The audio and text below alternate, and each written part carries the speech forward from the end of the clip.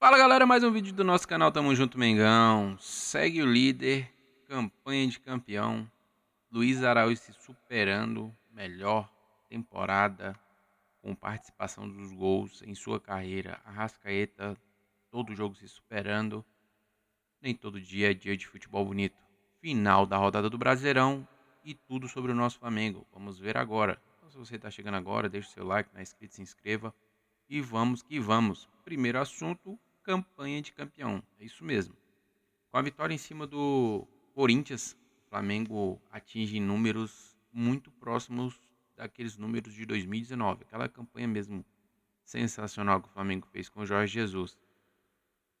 E com a vitória em cima do Corinthians, o Flamengo alcança aí 54 jogos, ainda com, vamos dizer assim, um jogo a menos, né? Se a gente pegar o recorte de 2019 até a 24ª rodada, com a 24ª rodada do Brasileirão 2025, no caso o Flamengo hoje estaria na 24ª rodada, porque tem um jogo a menos contra o Sport, o Flamengo com 54 pontos. Em 2019, o Flamengo na 24ª rodada ele tinha 55 pontos, com saldo de gol de 30, isso mesmo. O segundo colocado na época era o Santos e o terceiro colocado era o Palmeiras, com 47 pontos cada um. Na época, o Flamengo tinha 51 gols pró e 21 contra. Comparado à campanha 2025, o Flamengo tem 50 gols pró e 12 contra.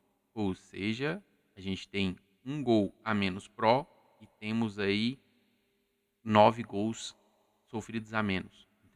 Então a defesa do Flamengo está melhor do que a defesa do Flamengo em 2019 e o ataque está com um gol a menos. Porém, a gente tem um saldo de gols aí de 38 gols em 2025 e em 2019 o saldo de gol era 30. Então, a campanha de 2019, nós lembramos muito bem, campanha recorde, né? Maior número de pontos da história dos pontos corridos do Flamengo e do Brasil, com 38 jogos, com 38 times, né? 38 times não, com 38 jogos, com 20 times. E 2025 está se desenhando, né, algo muito parecido com aquilo que aconteceu em 2019. Sem comparações entre os técnicos, sem comparações entre os times, né? Lembrando que o Flamengo 2025 é muito mais forte do que o Flamengo 2019, assim como os adversários também são bem diferentes. O Palmeiras também tem a melhor campanha dele nos pontos corridos em 23 jogos aí na história dele, né? Então, o que o Flamengo vem fazendo em 2025 é algo assombroso, né? Os caras olham, param e pensam, rapaz, os caras jogam bem e vencem, jogam mais ou menos vencem, jogam mal e vencem também. Perdemos 2 pontos pro Vasco, perdemos. Acho que era algo ali mensurável, né? Tendo em vista o jogo da Libertadores. Só que o Flamengo passa por essa trinca sem perder o jogo, né? Empatou com o Vasco, perdeu para o Estudiantes no tempo normal, né? E vence nos pênaltis. E passa às semifinais da Copa Libertadores, que era o objetivo, chegar à semifinal, né? E vencemos nos pênaltis. Contra o Corinthians, fizemos um péssimo primeiro tempo, um primeiro tempo horrível. Acho que foi o pior primeiro tempo do Flamengo de Felipe Luiz. Não lembro de nenhum jogo que o Flamengo tenha jogado tão mal quanto jogou contra o Corinthians. Graças a Deus o Yuri Alberto não estava num dia inspirado. E a gente começa o segundo tempo sofrendo um gol aí aos 2 minutos, empatando aos 8 e depois virando aos 43. A gente sabe o quanto as coisas vão se tornando mais difíceis para os próximos jogos, né? A tabela em si. Vamos falar também do próximo jogo do Flamengo contra o Cruzeiro. E o Flamengo vem, vamos dizer assim, vem desenvolvendo uma campanha de campeão, né? Eu acredito que os adversários já vão esmorecendo aos poucos. O Cruzeiro que perdeu aí o seu jogo pro Vasco, né? O Flamengo perdeu pontos pro Vasco, o Cruzeiro conseguiu ser derrotado pelo Vasco. Então, tá todo mundo oscilando contra os times menores. O Palmeiras perdeu pro Bahia, assim como perdeu o Bahia no primeiro turno também, né? Então, o Flamengo vem se desenhando o mais favorito possível ao título de 2025. Lembrando que 2019 a distância era muito maior, né? O Flamengo com 50 pontos e os demais clubes com 47. Porém, o saldo de gol era absurdo, né?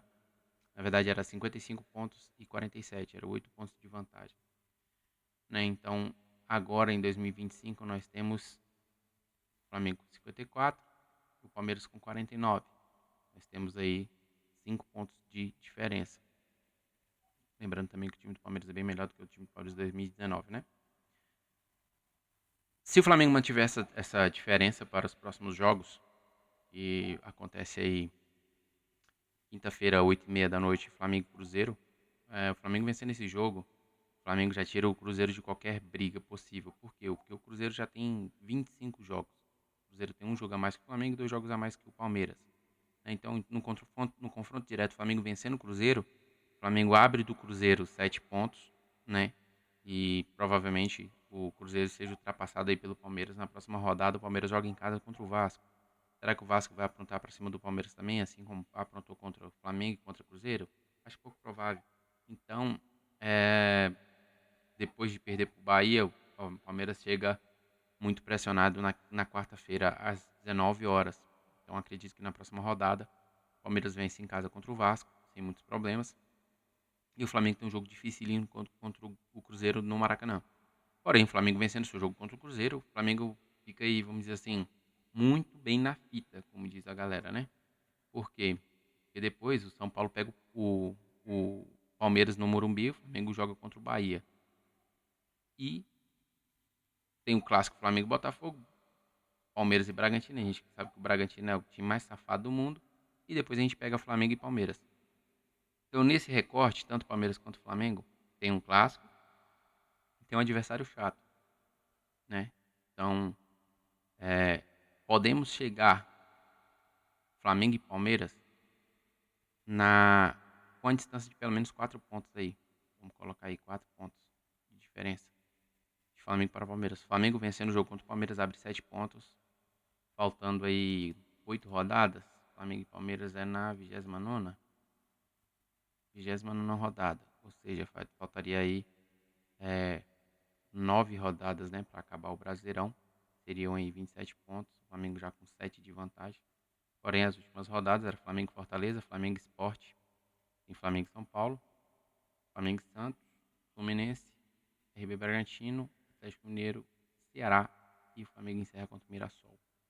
O Palmeiras também tem umas pedreirazinhas, mas enfim, se o Flamengo chega contra o Palmeiras com pelo menos 4 pontos de vantagem e vence o Palmeiras, 7 pontos, acredito que coloca quase com as duas mãos no título. Você acha que o Flamengo vai ser campeão antecipado? Eu acredito que sim. Acredito que o Flamengo seja campeão na 34ª rodada, vencendo o Fluminense. Tá? Porque acho que até lá a gente já vai ter aberto aí uma distância considerável para não perder mais o título. Luiz Araújo tem a melhor temporada em participação de gols, né? Na sua carreira, isso mesmo. Luiz Araújo, que começou muito contestado no Flamengo, todos nós odiávamos esse cara, né? E ele foi evoluindo, crescendo, e hoje se tornou aí uma peça-chave do elenco do Flamengo, mesmo às vezes vindo do banco, o cara sempre entra e decide, né? Em 2024 ele fez 7 gols e 10 assistências em 52 partidas. Já em 2025 são 11 gols e 9 assistências em 49 jogos. 20 participações em gol, né? Desse total de confrontos disputados, o jogador titular 24 vezes. Então, ou seja, metade dos jogos ele começou no banco e tem 20 participações em gol. 11 gols e 9 assistências. Absurda a temporada do nosso querido Luiz Araújo, como diz o Alves Tricolor, né? O nosso Cássia Heller. Mas é isso. Excelente temporada do Luiz Araújo, um dos caras mais regulares do elenco em 2025, no meu ponto de vista. O cara que menos oscila aí. Teve um outro jogozinho ali abaixo, mas muito regular mesmo. Né? Não machuca, é importante. O cara que corre bastante, se entrega muito mesmo e não machuca. Né? Outra boa notícia que nós temos, o retorno do Pulgar. Né? Provável aí que ele retorne após a data FIFA, já está fazendo a etapa de condicionamento físico, né? Para começar a treinar no campo com a galera e já deve voltar aí depois da data FIFA. Importante demais para o Flamengo esse jogador, né? A gente sabe que o Eric Pulgar na marcação não tem nenhum jogador no elenco que faça o que ele faz, principalmente na volância. A gente torce muito para que ele volte em condições de nos ajudar ainda nesse final de temporada, Libertadores e Brasileirão, né? Para dar uma aliviada aí pro Saul, e pro Jorginho e pro Dela Cruz. Sabe que o Dela Cruz tá com o joelho bichado, tá jogando ali meio que no sacrifício, né? O Jorginho retornando de contusão e o Saul se desdobrando, né? O Saul, bicho absurdo. Mas com o retorno do Eric Pulgar, acredito que seja melhor para todo mundo, né? Todo mundo vai ter mais minutagem e mais descanso. E aí eu te pergunto, Eric Pulgar volta para ser titular? Acredito que sim. Né? Eric Pulgar, Saul e Arrascaeta. E algum outro jogo, Jorginho no lugar do Saul. Mas eu acredito que o Pulgar voltando, o Pulgar é titular absoluto, que ele é o volante de marcação que mais marca no Flamengo e tem uma excelente série de bola, assim como o Saul e Jorginho. Só que Saul e Jorginho não são esses volantão, né? Eles são mais primeiro volante. O Eric Pulgar é um segundo volante mais de marcação. Nosso querido Arrascaeta, o que falar desse cara? Assim como todo o time do Flamengo não jogou nada no primeiro tempo do Corinthians, no segundo tempo, né, todo mundo começou a jogar bola. E o Arrascaeta, mais uma vez, ele mostra suas credenciais, né? Sem comentários, melhor temporada da vida dele, né? Mais artilheiro aí, fazendo gols, né? Assim como o Carrascal também jogou muita bola no segundo tempo. O Plata entrou muito bem. O Arrascaeta, depois que o Flamengo se encontrou no jogo, né? Que o primeiro tempo foi um barata voa terrível. Mas no segundo tempo que o time se acha, o Arrascaeta começa a se destacar, né? Aí é aquela, o cara tem técnica, talento individual. O time deu uma acertada ali, as conexões, os passes, as tabelas começaram a acontecer e o cara vai lá e resolve. Né? Simples assim. O que falar desse homem, né? Mas nem todo dia é dia de futebol bonito. A vitória que o Flamengo teve contra o Corinthians é uma vitória muito expressiva, uma vitória a qual os adversários achavam que o Flamengo fosse tomar um atropelo e o Flamengo vai lá e consegue reverter a situação e sai vitorioso do jogo. Um jogo muito difícil. A gente sabe que nem todo jogo o Flamengo vai dar espetáculo, né? E o que a gente espera é esforço, é vontade, é determinação de querer jogar e querer ganhar. Se perder, que perca pelo menos lutando, pelejando ali, né, buscando o resultado. O que a gente não aceita é um time do primeiro tempo, time perdido, inofensivo ofensivamente falando, no ataque, né, na marcação, o Flamengo está totalmente perdido. Isso, como torcedores, nós não aceitamos. Agora, a gente entende que nem todo dia vai ser dia de futebol bonito, mas é necessário ter esse tipo de vitória, porque se fosse o Palmeiras, a mídia ia estar aplaudindo, time resiliente, time cascudo, time experiente que sabe sofrer e etc, etc. Né? E com o Flamengo não, com o Flamengo sempre é exigido o espetáculo, a goleada. Né? A gente sabe o quão importantes foram esses últimos dois resultados, a classificação contra o Estudiantes, essa vitória contra o Corinthians, para dar muita, muita confiança ao elenco, aos jogadores, né? Para a sequência de jogos que não será fácil.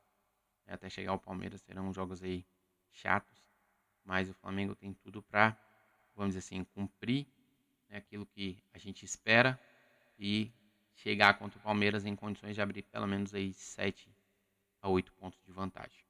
A gente acredita nisso, eu acredito nisso, acredito que você também acredita nisso, né? Sobre o Flamengo ser campeão brasileiro, vencendo o Palmeiras na 29ª rodada, já encaminhar aí pelo menos 70% de título. Lembrando que hoje o Flamengo tem 75% de aproveitamento no Brasileirão, o Palmeiras tem 71%. O Palmeiras 2 jogos a menos contra Juventude e Santos, o Flamengo tem um jogo a menos contra o Sport.